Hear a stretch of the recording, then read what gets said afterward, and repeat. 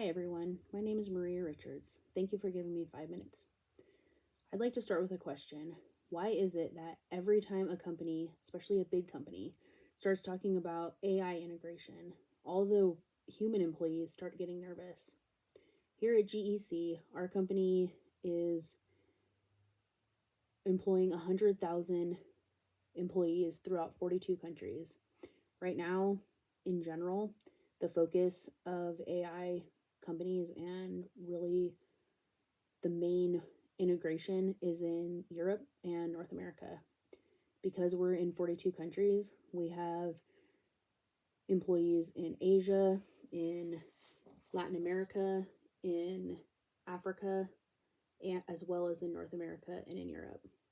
We are trying to expand AI integration. Right now, people, I think, worry about why that AI integration is going to take over their jobs. And while that is a concern, we have to remember that AI is only as good as what we put into it. Right now, we're working toward being able to put more information into it, being culturally relevant and having cultural intelligence so that we don't make any huge faux pas when we go into other countries and try to use it and make people feel bad or are offended because we didn't do our job and AI just spits out something that has nothing to do with what we're talking about or has something that's culturally offensive.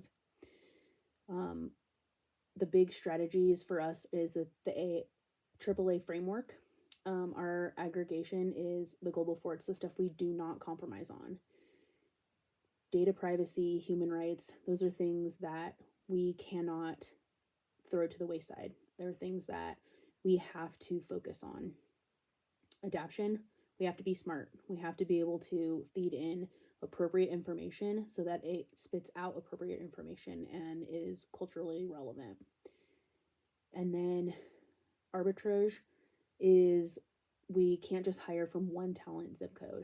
We need information from across the globe.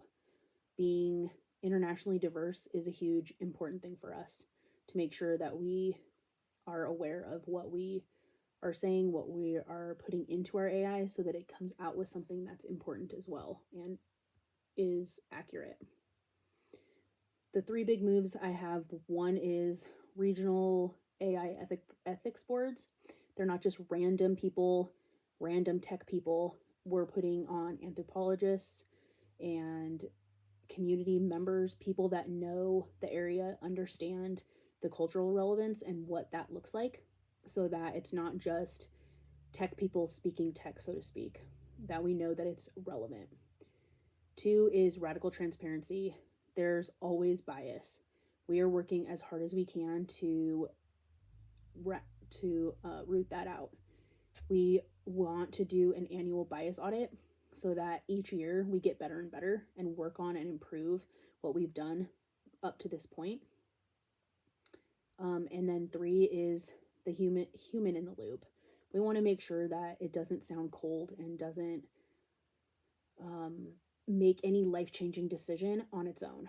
Right now, it's not even close to a point where AI can actually do that.